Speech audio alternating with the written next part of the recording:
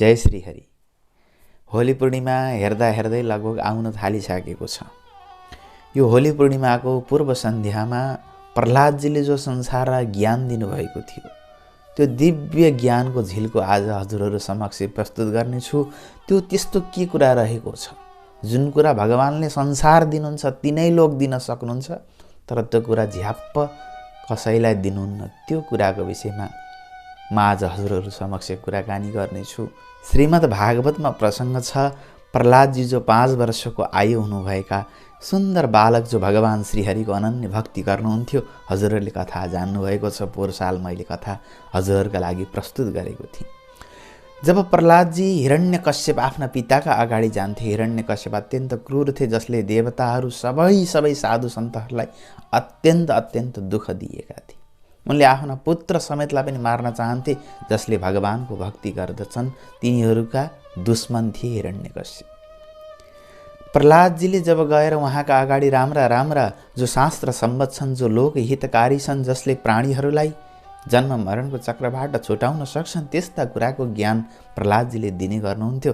तब आश्चर्यचकित भएको र क्रोधित भएको हिरण्यकश्यपले भन्थ्यो, एकटा हेर्दा त 5 वर्षको बालक होस्, मेरै छोरो होस्, तर कुरा भने करोडौँ वर्ष आयु भएको व्यक्तिको जस्तो गरिराखेको छस्। यो के हो? तेरो आयु कति हो वास्तवमा? हे छद्मवेशी प्रहलाद भन्दाखेरि प्रहलादजी मुस्कुराएर भन्नुहुन्छ, हे पिताजी, म मात्रै होइन, समस्त जगतका प्राणीहरूभित्र रहेको जो आत्मतत्त्व छ, त्यो आत्मतत्त्व मेरो शरीर त 5 वर्षको हो, तर म भित्र रहेको त्यो आत्मतत्त्व जब थिएन तबदेखि म छु भनेर उहाँले भन्नुभयो। अर्थात् यो आत्मतत्त्व जो भगवत स्वरूप छ, ममैवांशो जीवलोके जीवभूतः सनातन भन्नुहुन्छ भगवान श्रीकृष्ण गीतामा। अर्थात् यो मेरै अंश हो, विभिन्न लोकमा रहने गर्दछ जो जीवात्मा भनेर भगवानले भन्नुभएको छ। त्यो परमात्मा अनन्तकालदेखि हुन्छ। जब थिएन, अर्थात् जब समय थिएन, केही थिएन, त्यस समयबाट हाम्रो यो आत्मतत्त्व छ। त्यसैले भन्ने गरिन्छ, संसारका हरेक विषय पढे पनि हामी कुनै न कुनै विषयमा अज्ञानी भइराख्छौँ अरे। तर एउटा यस्तो प्रश्न छ, जुन प्रश्नको उत्तर जानेपछि हामी सर्वज्ञ हुन सकिन्छ। त्यो प्रश्न के हो भने, म को हुँ, म कहाँबाट आएँ, म को हुँ भन्ने यो प्रश्नको उत्तर जुन दिन हामी खोज्न थाल्दछौँ र जुन दिन हामी यसलाई पूर्ण रूपमा प्राप्ति गर्दछौँ, त्यस दिन हामी सर्वज्ञ हुनेछौँ।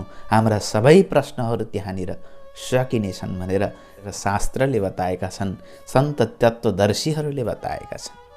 रामायणमा प्रसङ्ग आउँछ कागभुसुण्डजी महाराज। कागभुसुण्डजी कागको स्वरूपमा हुनुहुन्थ्यो, तर उहाँ यति महान र यति ठुला भक्त हुनुहुन्थ्यो, जसकहाँ कथा सुन्नका लागि स्वयं गरुडजी जाने गर्नुहुन्थ्यो। गरुडजी जो उड्दा पनि उहाँका पखेटाहरूबाट 4 वेदको ध्वनि आउने गर्दछ। यस्ता गरुडजी स्वयं भगवानकै स्वरूप हुनुहुन्छ। भगवानलाई आफ्ना पीठमा राखेर उडिबक्सन्छ। यस्ता ज्ञानमूर्ति जसका नाममा गरुड पुराण छ, यस्ता स्वयं गरुडजी पनि जसकहाँ कथा सुन्न जानुहुन्छ। यस्ता भक्त जब एकपटक श्री रामचन्द्र भगवानले कागभुसुण्डजीलाई वरदान माग्नका लागि भन्नुभयो र भगवानले के भन्नुभयो, म संसारका सारा सुख सम्पत्ति तिमीलाई दिन तयार छु, के लिन्छौ भन्दाखेरि कागभुसुण्डजीले भन्नुभयो, प्रभु मलाई त यी केही चाहिँदैन। के चाहिन्छ त भनेर भन्दाखेरि, प्रभु मलाई हजुरको भक्ति प्रदान गर्नुहोस् भनिसकेपछि भगवान झस्कनुभयो। मैले सबै दिन तयार छु, तर भक्ति त अलि हुँदैन भन्दा, प्रभु दिनै छ भने मलाई भक्ति दिनुहोस्, नत्र भने अरू केही चाहिँदैन भनेर जब कागभुसुण्डजीले भनिसकेपछि रामचन्द्र भगवानले के भन्नुभयो भन्दाखेरि, सब सुख खानी भगति तै मागी, नै जग कोही तोही सम बड भागी। अर्थात् भगवानले भन्नुभयो, कागभुसुण्डी तिमी बडो भाग्यशाली रहेछौ, तिमीले समस्त सुखको खानी भक्ति मसँग माग्यौ। तिमी जस्तो चतुर र बडा भाग्यशाली सायदै कोही हुँदैन। यसबाट हामीले के बुझ्दछ भने, भगवानले सबै दिन तयार हुनुहुन्छ, तर भक्ति झ्याप्प कसैलाई दिन तयार हुनुहुन्न। त्यसै कारणले गर्दा हामीले जीवनमा केही माग्नु छ, भगवानसँग केही याचना गर्नु छ भने, यो दिनुहोस्, छोरो दिनुहोस्, सन्तान दिनुहोस्, संसार दिनुहोस् नभन्नुहोस्, तर माग्नै छ भने भगवानसँग भक्ति माग्नुहोस्। त्यो भन्दा ठुलो धनी कोही पनि छैन। श्रीमद् भागवतमा भनिन्छ नि, सकल भुवन मध्ये निर्धनास्तेऽपि धन्य निवसति हृदि येषां श्रीहरेर्भक्तिरेका। सकल भुवनमा अरे 3 भुवनमा त्यो सबैभन्दा धनी हो, जसँग धन पैसा कर सुन्छ होइन, जसका हृदयमा भगवान श्रीहरिको भक्ति निवास गर्दछ, त्यो भन्दा धनी अरू कोही छैन। हेर्नुहोस् त, सुदामा धनको कमी थियो, उनीसँग धन दौलतको कमी थियो, तर जब सुदामाजी आउनुभयो, स्वयं भगवानले मुकुट बिर्सिएर आफ्नो होइन उपवस्त्र बिर्सिएर चप्पल बिर्सिएर भगवान दौडिनु भयो र अङ्गमाल गरेर ल्याउनु भयो। अनि पछि अन्य दास दासीलाई भगवानले आज्ञा दिनुहुन्थ्यो अरू विभूतिहरू आउँदा, तर जब सुदामाजी आउनुभयो के गर्नुभयो त भन्दाखेरि रुक्मिणीजीलाई पानी दिनका लागि, पङ्खा हम्किनका लागि भगवानले आज्ञा दिनुभयो। स्वयं लक्ष्मीजीले के गरिराख्नु भएको छ, पङ्खा हम्किराख्नु भएको छ र स्वयं भगवानले सुदामाजीको चरण पक्रिरहनु भएको छ। यस्ता लक्ष्मी र लक्ष्मीपति स्वयंले सेवा गरिराख्नु भएका यहाँभन्दा कोही भाग्यशाली र धनी कोही हुन सक्छ? कोही हुन सक्दैन। सुदामासँग के थियो? केवल भगवानको भक्ति थियो। त्यस कारणले गर्दा भगवानले के भन्नुभयो भन्दाखेरि जब अम्बरीश राजाको प्रसङ्ग थियो, अम्बरीशलाई मार्नका लागि दुर्वासाले जब अस्त्र छोडे, त्यसपछि भगवानले आफ्नो सुदर्शन चक्र भक्तको रक्षाका लागि छोडिदिनु भयो। जब सुदर्शन चक्रले लखड्दै लखड्दै लखड्दै उहाँलाई 3 भुवन घुमाएपछि जब उहाँ भगवानका शरणमा जानुभयो, प्रभु मलाई हजुरको सुदर्शन चक्रबाट बचाउनुहोस् भन्दाखेरि भगवानले के भन्नुभयो भन्दाखेरि म त स्वतन्त्र छैन। किन स्वतन्त्र छैन भन्दाखेरि मेरो भक्त जो अम्बरीश छ उसले भक्तिद्वारा मलाई वशीभूत गरेको छ। भगवानले के भन्नुभयो, अहम भक्त पराधीन यस्वतन्त्र इव द्विज। हे द्विज, म अलिकति पनि स्वतन्त्र छैन, मलाई भक्तले भक्तिको अधीन बनाएका छन्। जब जब भगवानले आफ्नो भक्ति कसैलाई प्रदान गर्नुहुन्छ, भगवान त्यसको अधीन हुनुहुन्छ। अर्थात् भगवान हामीले जे चितायो भगवानले त्यही गरिदिई बक्सन्छ। यस्तो रहेको छ भक्ति। त्यस कारणले गर्दा हामीले माग्नै छ भने भगवानसँग भक्ति माग्नु पर्दछ। अरू माग्नु भनेको कस्तो हो भन्दा एउटा चक्रवर्ती सम्राट प्रसन्न भएर तँलाई जे चाहियो माग भन्दाखेरि प्रभु, त्यो माग्नेवालाले के भनेछ भने प्रभु मलाई दिन छ भने अलिकति एउटा भुसको रोटी दिनुहोस् न भनेर भने जस्तो। त्यो माग्नु पर्ने के थियो? सुन दौलत हिरा मोती थियो। त्यस्तै गरी जब परमात्मा प्रसन्न हुनुहुन्छ, परमात्मासँग केही माग्न छ भने हामीले भक्ति माग्नु पर्दछ भनेर शास्त्रमा बताइएको छ, भक्तहरूको अनुभवले बताएको छ। मुक्तिम ददाति क्रहिचितस्म न भक्ति योगम।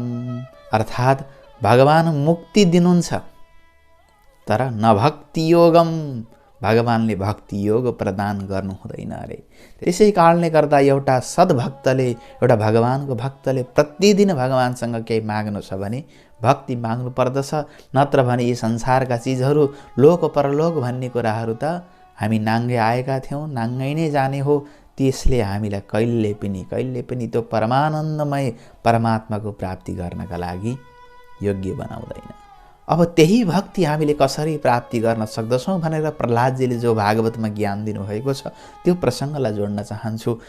जब हिरण्यकश्यपले सोधे तैँले जानेका राम्रा कुराहरू मलाई बता भन्दाखेरि प्रहलादजीले उहाँलाई जो ज्ञान दिनुभयो त्यो ज्ञान सुन्नुहोस्। उहाँले के भन्नुभयो भन्दाखेरि श्रवणं कीर्तनं विष्णु स्मरणं पादसेवनम् अर्चनं वन्दनं दास्यं सख्यात्मा निवेदनम। अर्थात् उहाँले भक्तिका 9 चरणहरूको विषयमा बताउनुभयो। जुन 9 चरणलाई पार गरिसकेपछि बल्ल हामीलाई भगवानले भक्ति प्रदान गर्नुहुन्छ, जो वास्तविक भक्ति हो र हामी त्यस दिन बल्ल वास्तविक भक्त बन्नेछौँ। त्यो 9 चरण के हो त भन्दा पहिलो चरण हो र पहिलो भक्ति पनि यसलाई भन्ने गरिन्छ। पहिलो भक्ति श्रवणम, अर्थात् सुन्ने। हजुरहरूले अहिलेसम्म सुनिराख्नु भएको छ, यो श्रवण भक्तिमा पर्दछ। प्रथम पहिला जति सको सुन्नुहोस्। श्रीमद् भागवतमा स्वयं व्यासजीले के भन्नुहुन्छ भने मुहुरहो रसिका भुवि भावुकाः। अर्थात् बार बार भगवानको कथा सत्सङ्ग होइन सुनिराख्नुहोस्, किनकि कसैप्रति प्रेम हुनका लागि, कसैप्रति आस्था जाग्नका लागि उसका चरित्रहरू, उसका गुणगानहरू हामी अनवरत रूपमा नसुनेसम्म हामीलाई कसैप्रति प्रेम हुन सक्दैन। कतिले हामीलाई धेरै माया गरिबक्सन्छ किनकि हामीलाई हजुरहरूले सुनिबक्सनु भएको छ, हाम्रा कुराहरू सुन्नुभएको छ। त्यही भएर हाम्रो जिज्ञासालाई, यो दासलाई पनि हजुरहरूले धेरै माया प्रेम सद्भाव गर्नुहुन्छ किनकि जबसम्म सुनिँदैन तबसम्म हामीलाई कसैप्रति भाव जागृत हुन सक्दैन। त्यसै गरी परमात्माप्रति प्रेम जागृत गर्नु छ, ईश्वरको भक्ति पाउनु छ भने पहिला हामी जतिसक्दो सुन्नु पर्दछ। सुनेरै राजा परीक्षितले मोक्ष प्राप्ति गर्नुभयो, सुनेरै मैत्रेयजीले दिव्य तत्त्वज्ञान प्राप्ति गर्नुभयो। पुराणहरूमा कति श्रोताहरू रहनुभएको छ र हजुरहरू पनि भक्तिको प्रथम चरणमा हजुरहरूले श्रवण गर्ने भक्ति गर्नुपर्दछ। श्रवणम कीर्तनम, त्यसपछि कीर्तन, भगवानका गुणानुवादहरू, भगवानका नाम, भगवानका मन्त्र, भगवानका स्तुति र भगवानका चरित्रहरूको गुणगान गर्नु, कीर्तन गाउनु, भजन गाउनु, यी कुराहरूलाई के भनिएको छ भन्दा कीर्तन भक्ति भनिएको छ। जसले सुनेको छ त्यसैले बोल्न सक्दछ। मैले पनि कुनै दिन श्री गुरुका मुखारविन्दबाट सुनेको थिएँ, सत्सङ्ग सुनेको थिएँ। आज त्यही हजुरहरूलाई सुनाउन पाएको छु, भगवानको गुणानुवाद गर्न पाएको छु। यो सौभाग्य कसरी भयो भन्दा मैले श्रवण भक्तिको चरणलाई पार गरेँ, तब बल्ल मलाई के कीर्तन गर्ने भक्ति, भगवानको गुणानुवाद गर्ने भक्ति मैले प्राप्ति गर्न सकेँ। यसलाई भनिन्छ कीर्तन भक्ति, जसका ज्वलन्त उदाहरण श्री नारदजी हुनुहुन्छ, सूरदास हुनुहुन्छ, मीराबाई हुनुहुन्छ, चैतन्य महाप्रभु हुनुहुन्छ, अनन्त भक्तहरू जो भगवानका कीर्तन गरिबक्सन्छ। यो कीर्तन भक्ति रहेको छ। त्यसपछि हामी जान्छौँ तेस्रो चरणमा, स्मरण। अर्थात् हामीलाई सुख परोस्, हामीलाई दुःख परोस् वा कुनै पनि बेला हरदम हामीलाई भगवानको याद आइरहेको छ। हरेक कुरामा हामीलाई भगवानसँग जोडेर बोल्न मन लाग्छ, हरेक कुरामा हामीलाई भगवानको याद आइराख्दछ। त्यसलाई भनिन्छ स्मरण भक्ति। सनकादि ऋषिहरूले, मुनिहरूले, देवताहरूले, शिवजीले, ब्रह्माजीले समस्तले गर्ने भक्ति स्मरण भक्ति हो। यसका ज्वलन्त उदाहरणहरू उहाँहरू भइबक्सन्छ।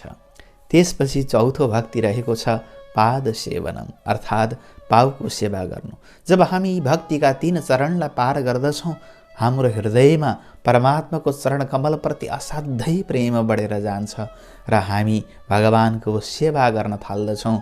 जसरी भगवानले जगत कल्याण गर्नुभयो, जसरी भगवानले संसारलाई बाटो देखाउनु भयो भनेर हामीले सुनेका थियौँ, जसको हामी कीर्तन गरेका थियौँ, त्यस्तै हाम्रा माता पिता, अग्रज, सम्माननीय व्यक्तिहरूको हामी चरण सेवा गर्दछौँ, समस्तलाई वन्दन गर्दछौँ, सन्त महात्माहरूको चरण पक्रिन्छौँ।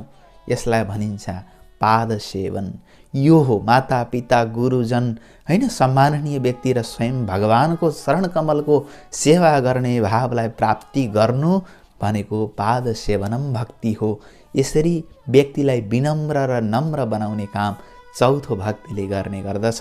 स्वयं लक्ष्मीजीले भगवानको चरण सेवा गरिराख्नु भएको छ, यसको उदाहरण हो। भरतजीले भगवानको चरण पादुका लहेर सेवा गर्नुभयो, चरणको सेवा गर्नुभयो। लक्ष्मणजीले त्यसै गरी भगवानको चरणको सेवा गर्नुभयो। सबरीले पनि भगवानको चरण कमलको सदैव ध्यान गरिन् र उहाँको मार्गमा फूल बिछ्याइन्। यस्ता महाभक्तहरूले तथा समस्त भक्तहरूले भक्तिको यो चौथो चरणलाई पार गरेर अगाडि बढ्नु पर्दछ। यसै गरी पाँचौँ भक्ति छ अर्चन भक्ति। जब हामी 4 चरणलाई परिपूर्ण गर्दछौँ तब हामी अर्चन भक्तिमा प्रवेश गर्दछौँ। भगवानका गुणानुवाद तथा समस्त लीलाहरूलाई स्मरण गर्दा परमात्माको हामीलाई आराधना गर्न मन लाग्छ, तुलसी चढाउन मन लाग्छ, भगवानलाई बेलपत्र चढाउन मन लाग्छ, जल चढाउन मन लाग्छ। आफूलाई जे प्राप्ति भएको छ, आफ्नो मिठो चोखो मेरो प्रभुलाई पनि भोक लाग्यो कि, मेरो प्रभुलाई पनि गर्मी भयो कि, मेरो प्रभुलाई पनि निद्रा लाग्यो कि भन्ने प्रेमले ओतप्रोत भएर आफूलाई भएको भावना परमात्मामा सँग जोडेर भगवानलाई उज्यालो पारिदिन्छौँ, भगवानलाई बिस्तारा लगाइदिन्छौँ, भगवानलाई कपडा लगाइदिन्छौँ, भगवानलाई स्नान गराइदिन्छौँ, भगवानलाई हम्किन्छौँ। यो प्रेमले परिपूर्ण भएको आफ्नो पुत्रको स्याहार गरे जस्तै गरी हामी वात्सल्य भावले, भक्ति भावले, प्रेम भावले ओतप्रोत भएर परमात्माको हामी सेवा गर्न थाल्दछौँ। भगवानसँग रुन थाल्दछौँ, आँखाबाट आँसु गिराउन थाल्दछौँ, परमात्माका लीला स्मरण गर्छौँ। यस्तो भाव भनेको अर्चन भाव रहेको छ। स्वयं कुन्तीजीले यो भावलाई प्राप्ति गर्नुभएको थियो। समस्त भक्तहरूले यस भावलाई प्राप्ति गरेका पुराणहरूमा धेरै धेरै प्रसङ्गहरू रहेका छन्। यसै गरी भक्तिको हामी 6औं चरणमा प्रवेश गर्दछौँ। सिया राममय सब जग जानी करहुँ प्रणाम जोरी जुग पानी भनेर रामचरितमानसमा भनिएको छ। अर्थात् हामी यो चरणमा पुग्दछौँ कि ममा, हजुरमा तथा समस्त प्राणीहरूमा हामीले के गर्दछौँ त भन्दाखेरि परमात्माको दर्शन गर्दछौँ र हामी सबैलाई वन्दन गर्दछौँ, सबैलाई नमन गर्दछौँ। न हाम्रा कुनै शत्रु हुन्छन्, न त हाम्रा कुनै धेरै धेरै आसक्ति हुने त्यस्ता कोही पात्र हुन्छन्। हामी समस्त प्राणीलाई ईश्वर देख्दछौँ। कसैले हामीलाई निन्दा गरिदियो, कसैले हामीलाई प्रशंसा गरिदियो भने पनि निन्दा गर्दाखेरि न हामी क्रोधित हुन्छौँ, न त हामीलाई कसैले प्रशंसा गर्दा फुर्किएर हामी उन्मत्त हुन्छौँ। त्यो समस्त भावबाट हामी मुक्त भएर वन्दन भावलाई प्राप्ति गर्दछौँ। हामी नमनको भावमा समस्त प्राणीहरूलाई हामी ईश्वर रूप मान्ने अवस्थालाई प्राप्ति गर्दछौँ। यसलाई वन्दन भक्ति भन्ने गरिन्छ। यो भावलाई स्वयं तुलसीदासले प्राप्ति गर्नुभएको थियो, विदुरजीले प्राप्ति गर्नुभएको थियो र समस्त देवताहरूले भगवानको वन्दन भक्तिलाई ग्रहण गरेका छन्। यसै गरी 7औं भक्तिको चरण रहेको छ। 7औं भक्ति रहेको छ दास्यम, अर्थात् दास्य भाव।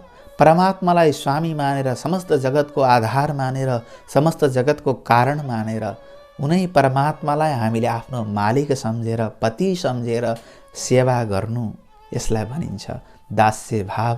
अर्थात् परमात्मा हजुर नै मेरो समस्त हो भन्ने भाव, यो दास्य भाव हुने गर्दछ। यो भाव स्वयं हनुमानजीले यो भावलाई दिव्य रूपमा प्रस्तुत गर्नुभएको छ। जो हनुमानजीले गर्नुभयो त्यही भावमा पुग्नु, त्यही भावमा परमात्माको सेवा गर्नुलाई दास्य भक्ति भनेर जान्नुपर्दछ। यसै गरी 8औं भक्ति रहेको छ सख्य भक्ति, जसलाई हामी मित्र भक्ति पनि भन्ने गर्दछौँ। यो भक्तिको 8औं चरण हो, जहाँ परमात्मालाई अनन्त ब्रह्माण्डको मालिक नभनेर, जहाँ परमात्मालाई अनन्त शक्तिको स्रोत नभनेर केवल आफैसँग खाने, बस्ने, हिँड्ने, डुल्ने, मनको कुरा भन्न सकिने त्यो परमात्मा, त्यो कृष्ण हो, त्यो कन्हैया, त्यो राम हो, त्यो मेरो भोले भण्डारी हो भन्ने भाव हुन जानु, जहाँ कुनै मर्यादा छैन, जहाँ हामी यार भन्न सक्छौँ, जहाँ मनका कुरा सबै बताउन सक्छौँ, जहाँ परब्रह्म परमात्मा नभने ए कृष्ण काले भन्न सक्छौँ। अर्जुनले भन्नुभयो नि, अर्जुन मित्र भक्तिका ज्वलन्त उदाहरण हुनुहुन्छ। ठानेर झिनो हेपाहा गरेछु, मानै बिना कृष्ण काले भनेछु, बुझ्नै नसक्दा महिमा प्रभुको, प्रमादले वा अति प्रेमले हो भनेर अर्जुनले भन्नुभयो। मैले त नजानेर तपाईँ ठुलो परमात्मा हुनुहुन्छ भनेर जानिनँ नि, त्यही भएर मैले काले कृष्ण के भने, मलाई अपराध पो लाग्यो कि भन्दा भगवान्ले भन्नुहुन्छ अर्जुन होइन होइन होइन, त मेरो परम मित्र होस्, न तेरा लागि म ठुलो भगवान हुँ, तेरा लागि त म मित्र हुँ भनेर परमात्माले मित्र भक्तिद्वारा अर्जुनलाई आलिङ्गन गर्नुभयो। त्यसै गरी सुदामालाई भगवान्ले आलिङ्गन गरिबक्सनुभयो। त्यसै गरी श्रीरामचन्द्र भगवान्ले केवट अर्थात् त्यो माझीलाई पनि भगवान्ले आफ्नो मित्र बनाउनु भयो, सुग्रीवलाई भगवान्ले मित्र बनाउनु भयो। यसरी परमात्मासँग सख्य भावले पनि हामी जोडिन सक्दछौँ। जब यी सारा चरणहरूलाई हामी पार गर्दछौँ, त्यसपछि 9औं भक्तिमा हामी प्रवेश गर्ने गर्दछौँ, जसलाई आत्मनिवेदन भन्ने गरिन्छ। आत्मनिवेदनका ज्वलन्त उदाहरण स्वयं प्रहलादजी हुनुहुन्छ, जसले आज बताइराख्नु भएको छ। जीवनमा सुख होस्, दुःख होस्, आपत्ति आओस्, विपत्ति आओस्, हर समय यति समर्पित छ र यति विश्वस्त छ कि संसारका सारा भइरहेका र हुनेवाला समस्त कर्महरूप्रति परमात्मालाई छोडिदिएको छ। अब जो गर्नुहुन्छ भगवान्ले गर्नुहुन्छ, जसले आफूलाई कर्ता सम्झिन मैले गर्छु, मैले गराइरहेको छु भन्ने भावभन्दा पनि समस्त रूपमा समर्पित स्वयं द्रौपदी यसकै उदाहरण हुनुहुन्छ, जसले आफ्नो साडी समात्न छोडिदिनु भयो। जब संसारका सबै प्रयासहरू सकिए तब उनले आफ्नो साडी समात्न छोडिन्। उनले हात उठाएर गोविन्द गोविन्द उच्चारण गरिसकेपछि जब यो शरणागति भाव, यो आत्मनिवेदनको भाव जब भगवान्ले देख्नुभयो, तब स्वयं भगवान् प्रकट भएर द्रौपदीको लाज बचाउनुभयो स्वयं साडी बनेर। हे कृष्ण, तिमीले रक्षा गर्यौ र पो के चाल हुन्थ्यो नत्र। यस्ता परमात्माले जब आत्मनिवेदन हामीले गर्छौँ, तब परमात्माले हामीलाई सर्वत्र रक्षा गर्नुहुन्छ। हेर्नुहोस् त, प्रहलादजीको कुनै अभल भयो त भएन। होली पूर्णिमाको प्रसङ्ग छ।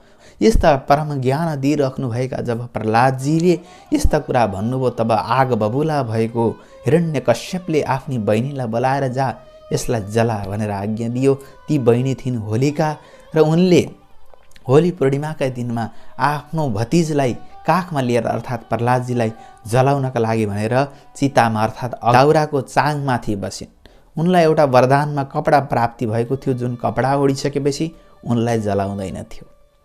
तर आज भगवानको भक्ति र आत्मनिवेदनको भावलाई प्राप्ति गरेका प्रह्लादजीले जब हरिको स्मरण गर्नुभयो तब के भयो भने उनको वरदान पनि निष्फल भयो।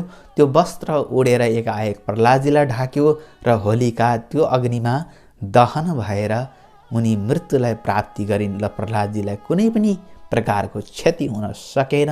त्यही दिन थियो होली पूर्णिमाको पावन दिन र समस्त जगतका प्राणीहरू प्रसन्न भएर प्रह्लादको प्राण बचेकोमा होलिकाको दहन भएको दिनको स्मरण गरेर त्यही खरानी उडाएर जहाँ हिरण्यकश्यपको राज्यमा जो दमित भएका व्यक्तिहरू थिए, प्रह्लादजीको यो आश्चर्यचकित पार्ने परमात्माको भक्ति देखेर सब प्रसन्न भएर त्यो खरानी उडाएर सबैले चाहिँ रमाइलो गरे, एकअर्कामा आलिङ्गन गरे, रमाइलो गरे।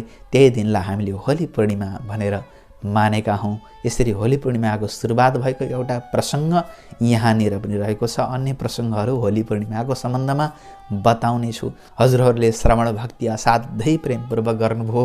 हजुरहरूको कीर्तन भक्ति, हजुरहरूको स्मरण भक्ति, यसै गरी 90 चरणहरू परिपूर्ण भएर भगवानले झ्याप्प कसैलाई नदिनु हुने त्यो श्री भक्ति हजुरहरूको हृदयमा प्रकट होस्, परमात्माले प्रदान गर्नुहोस् र हजुरले पनि तिनै प्रकारको पुरुषार्थ गरिबक्सनुहोस् भन्ने आग्रहका साथमा सबैले एकपल्ट परमात्माको जयकार गरौँ। बोले श्री नारायण भगवानको जय, साम्ब सदाशिव भगवानको जय, समस्त भक्त सज्जनहरूको जय, होली पूर्णिमा महापर्वको जय, प्रह्लादजी महाराजको जय, श्री भक्ति देवीको जय, नवदा भक्तिको जय, भक्तवत्सल भगवानको जय।